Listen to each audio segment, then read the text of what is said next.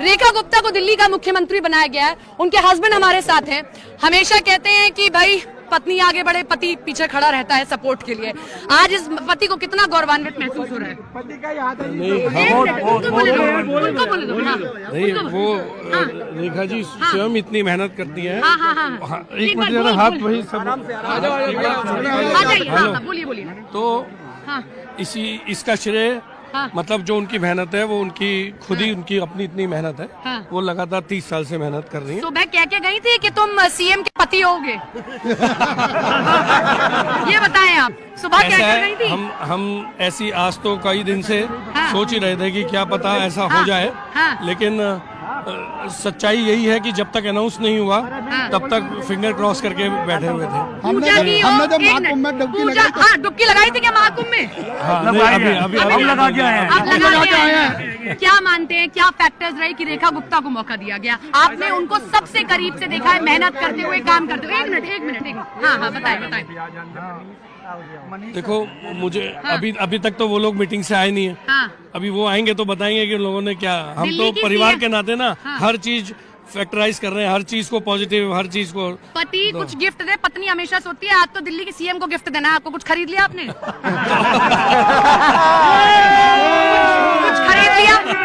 खरीदा आपने? तो आज तो ये अभी न्यूज मिली है। और अभी हमारी मम्मी, हमारे पूरे परिवार वाले लोग, सभी लोग खड़े हुए हैं। और अभी सब मिलके जो है जो नेक्स्ट पॉइंट अब हमारा कल से शपथ के बाद, अपना देवी माता की पूजा करने के बाद, बालाजी महाराज की जय करने के बाद, उसके बाद अगला प्रोग्राम यही सब रहने वाला है। दिल्ली के मुख्यमंत्री जो पिछली बार थे और फिर उसके बाद आतिशी बनी, उन्होंने कहा भाई कभी सिक्योरिटी नहीं लूंगा, कभी ये नहीं करूंगा, वो नहीं करूंगा। लेकिन लोगों ने सवाल किया भाई यही आपने किया। कुछ आप बतौर उनके पति बताएं कि सादगी रखूंगा ताकि अप्रोचेबल हो ये मुख्यमंत्री। नहीं, सादगी तो रहनी चाहिए। बाकी जो पार्टी का प्रोटोकॉल है, जो पार्टी का नियम कायदा कहता है, उसके हिसाब से ही काम करना चाहिए। हमें उससे ज्यादा कोई एक्सपेक्टेशन नहीं है हमारी। और उससे ये देखिए अब बधाइयों का तांता लग गया है। बहुत बहुत बधाई आपको। तो ये रेखा गुप्ता के हस्बैंड थे, बहुत खुश हैं, गौरवान्वित महसूस कर रहे हैं। और किस तरीके से अब इंतजार कर रहे हैं रेखा गुप्ता का। कैमरा पर्सन युगल के साथ सपना शुक्ला, न्यूज 18 इंडिया। बढ़ते हैं आगे। जयपुर से बड़ी खबर ये देंगे कि सीएम भजनलाल शर्मा आज दिल्ली का दौरा करने वाले हैं। बताया जा रहा है कि दिल्ली सरकार के शपथ ग्रहण समारोह में वो शिरकत करेंगे। सीएम भजनलाल सुबह 8 बजे दिल्ली के लिए रवाना हो जाएंगे, यानी कि अब से मात्र कुछ देरी बाद। दिल्ली एयरपोर्ट से जैसे ही वो शपथ ग्रहण के लिए निकलेंगे तो उसके बाद बताया जा रहा है कि वहां पर कई मंत्रियों के पहुंचने की संभावनाएं भी जताई जा रही। दूसरी तरफ बीजेपी शासित राज्यों के जितने भी मुख्यमंत्री हैं उनके पहुंचने की भी संभावनाएं जताई गई। नई दिल्ली एयरपोर्ट से सीधे जयपुर हाउस जाएंगे सूबे के मुखिया सीएम भजनलाल शर्मा।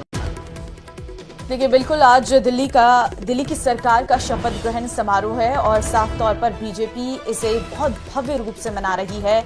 और भव्य रूप से मनाने के पीछे के बहुत सारे कारण हैं। सबसे बड़ा कारण तो ये है कि 27 साल बाद दिल्ली पर वापसी की है बीजेपी ने। आप समझ सकते हैं बीजेपी में किस तरीके की खुशी है। और ऐसे में जहां भी बीजेपी की सरकार है वहां के सीएम, डिप्टी सीएम, साथ ही अन्य अध्यक्ष, विधायक, कई लोगों को इस कार्यक्रम के लिए आमंत्रित किया गया है। और इसी सिलसिले में आज मुख्यमंत्री भजनलाल शर्मा भी दिल्ली सरकार के शपथ ग्रहण में शामिल होने के लिए दिल्ली पहुंचेंगे। सुबह 8 बजे दिल्ली के लिए रवाना हो जाएंगे जयपुर से वो, और जयपुर एयरपोर्ट से सीधे दिल्ली के लिए रवाना होंगे। आपको बता दें कि सुबह 11:10 पर जोधपुर हाउस से रामलीला मैदान जाएंगे। तो आज एक भव्य कार्यक्रम दिल्ली में, दिल्ली का रामलीला मैदान पूरी तरीके से सज कर तैयार है। आज एक शक्ति प्रदर्शन यहाँ पर भारतीय जनता पार्टी का हमें देखने को मिलेगा, क्योंकि एक जीत बड़ी है और एक नया मैसेज यहाँ से जरूर दिया जाएगा।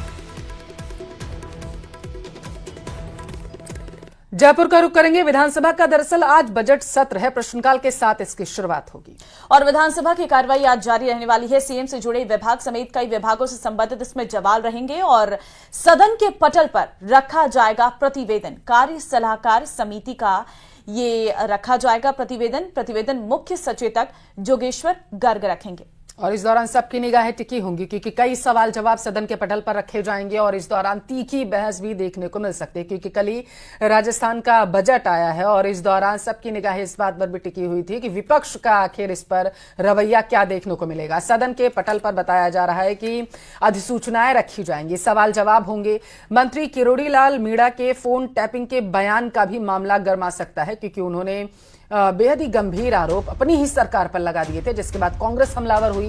दूसरी तरफ उसके बाद जैसे ही ये मामला गरमाया तो किरोड़ी लाल मीणा अपनी सफाई में भी बयान देते नजर आए थे और उन्होंने कांग्रेस पर ही तीखा हमला बोल दिया था कि कांग्रेस में भी पूर्व सीएम अशोक गहलोत अपने ही मंत्रियों के फोन टैप करवाते हैं। फिलहाल बताते चले कि आज सवाल जवाब होंगे और सदन पर इस वक्त सबकी निगाहें सरकार की ओर से मामले में जवाब भी पेश किया जाएगा। तो देखिए, आज जयपुर से बड़ी खबर आपको हम दे रहे हैं जहां पर आज बजट सत्र रहने वाला है और कई विभागों से संबंधित इसमें सवाल जवाब रहने वाले हैं। विपक्ष के अपने सवाल हैं।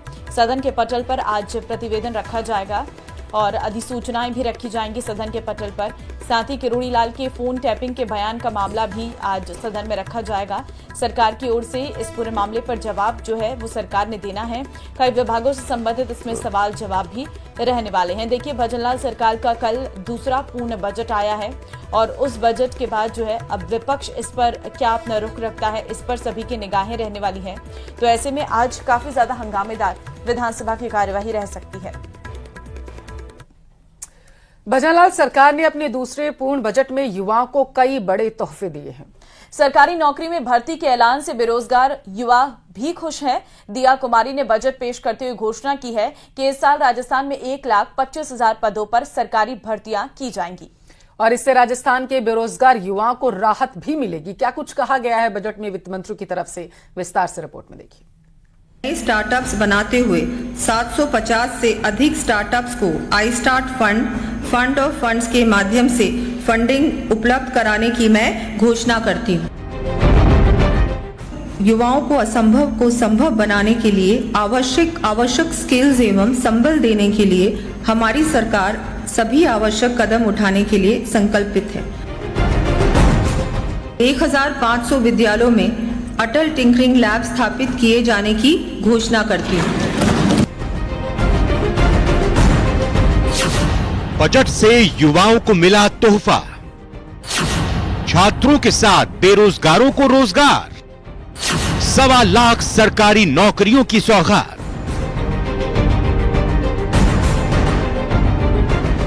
वित्त मंत्री दिया कुमारी ने बजट से पहले जैसा संकेत दिया वैसा ही हुआ। बजट में कई अहम घोषणाएं हुई जिससे युवाओं के चेहरे खिल गए। वित्त मंत्री दिया कुमारी ने 2025 के बजट में युवा वर्ग और शिक्षा पर विशेष जोर दिया।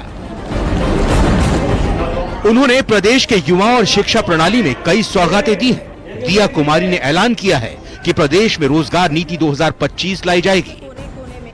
सरकार के दूसरे पूर्ण बजट में दिया कुमारी ने युवाओं के लिए जो ऐलान किया है उसमें सरकारी सेक्टर में 1.25 लाख पदों पर भर्तियां, निजी क्षेत्र में 1.5 लाख पदों पर भर्तियां की जाएंगी। विश्वकर्मा युवा उद्यमी योजना की शुरुआत होगी। 50,000 युवाओं को कौशल प्रशिक्षण दिया जाएगा।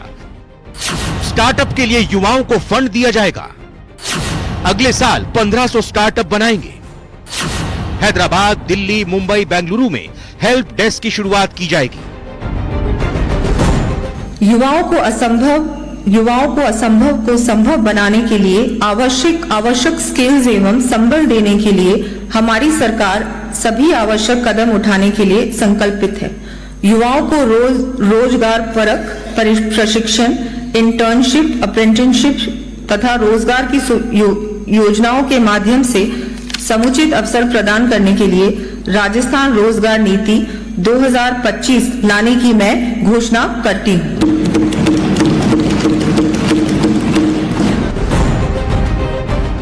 सरकार युवाओं के रोजगार प्रशिक्षण के लिए 500 करोड़ रुपए खर्च करने वाली है। इसके अलावा युवाओं के लिए करियर काउंसलिंग सेंटर की शुरुआत की जाएगी। 1500 स्कूलों में अटल टिंकरिंग लैब बनेगी। अलवर, अजमेर, बीकानेर में डिजिटल प्लानिटोरियम बनेंगे। भरतपुर, कोटा, अजमेर, बीकानेर के साइंस सेंटर में इनोवेशन हब की स्थापना होगी। कोटा में बनेगा विश्वकर्मा कौशल प्रशिक्षण केंद्र। सभी कॉलेजों में नई किरण नशा मुक्ति केंद्र स्थापित किए जाएंगे। कोटा, सीकर, जोधपुर और जयपुर में युवा साथी केंद्र स्थापित किए जाएंगे। विद्यालयों के अंदर नई किरण नशा मुक्ति केंद्र स्थापित किए जाएंगे। द्रोणाचार्य पुरस्कार से पुरस्कृत खिलाड़ियों को मिलेगी जमीन। छात्राओं को 35,000 स्कूटियों का वितरण किया जाएगा। प्रदेश में खिलाड़ियों को प्रोत्साहन देने की दृष्टि से अर्जुन पुरस्कार विजेताओं के समान द्रोणाचार्य पुरस्कार विजेता प्रशिक्षकों को भी भूमि आवंटित की जाने की घोषणा करती हूं। साथ ही तकनीकी शिक्षण संस्थानों में भी स्पोर्ट्स कोटा लागू किया जाना प्रस्तावित है। स्टार्टअप के सहारे नए रोजगार के सृजन की बात हो या फिर युवाओं के लिए सरकारी और निजी वर्ग में नौकरी का मुद्दा, सरकार ने बजट में हर बात का ख्याल रखा है। ऐसे में अब युवाओं को उम्मीद है कि सरकार बजट में की गई घोषणा को जल्द ही अमली जामा पहनाएगी।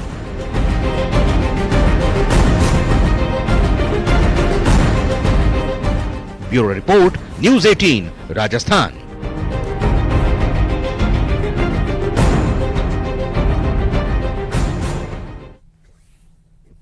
और चलिए बढ़ते हैं आगे। जयपुर से अब आपको बड़ी खबर देंगे, जहां पर नरेश मीणा के परिजन सीएम भजनलाल से मिले हैं। सीएम लाइन्स बताया जा रहा है स्थित मुख्यमंत्री ऑफिस में उन्होंने मुलाकात की। सीएम भजनलाल शर्मा से सकारात्मक बातचीत हुई है। नरेश मीणा के पिता ने ये बात कही है। देखिए, समरावता कांड में हुए नुकसान का मुआवजा दिलाने की मांग रखी गई है। 25 फरवरी को होने वाले धरना प्रदर्शन को स्थगित करने की भी घोषणा की गई है। सीएम भजनलाल ने हर संभव मदद का आश्वासन दिया है। उधर नरेश मीणा के पिता ने कहा है कि समरावता कांड में नुकसान पर आर्थिक मुआवजा दिलाने की मांग उन्होंने रखी। मुलाकात के बाद ये कहते हुए नजर आए हैं। भजनलाल शर्मा से उनकी बात को बेहतर बताया जा रहा है। उन्होंने कहा कि सीएम ने अच्छे तरीके से मेरी बातचीत जो हुई उसे उन्होंने सुना और समझा भी है, तो सीएम से सकारात्मक बातचीत हुई, ऐसा नरेश मीणा के पिता की तरफ से कहा गया है। हमारी जो मांगे हमने रखी उस पर हमें आश्वस्त किया तो वो हो जाएगी, और हमें विश्वास हुआ। और उसमें कुछ मांगे ऐसी थी जो जैसे समरावता को मुआवजा दिलाने की, वो जल्दी काम हो जाएगा। और हम मतलब संतुष्ट हैं उनकी बातों से। और इसको लेकर के हम जो आंदोलन ये 25 तारीख का करने जा रहे हैं उसको स्थगित करते हैं।